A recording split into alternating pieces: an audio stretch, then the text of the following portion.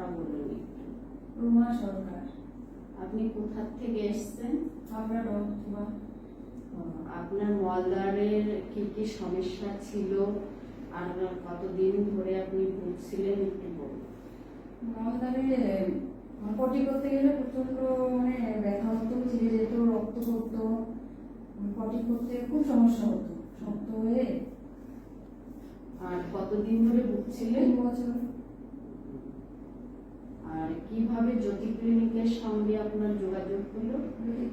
আমি ফেসবুক থেকে একটা অ্যাড দেখেছি, অ্যাড দেখে যোগাযোগ করেছি।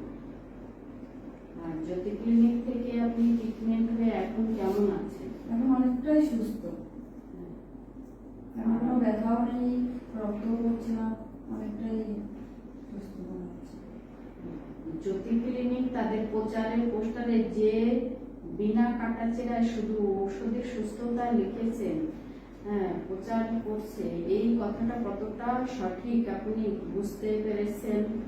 আপনি ট্রিটমেন্ট হওয়ার সময় কি কি মানে কোনো কাটাছেঁড়া পেয়েছেন? না না, ওষুধের দ্বারাই ঠিক হয়েছে। মানে সবশেষে যারা মলদ্বারে ভুগছেন তাদের জন্য আপনি জ্যোতি ক্লিনিকে নিয়ে কি মতামত বলবেন?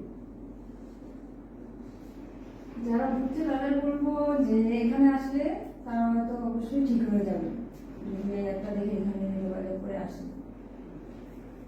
আমি যেরকম সুস্থ হয়েছে তারাও হয়তো এখানে আসলে সুস্থ হয়ে যাবে।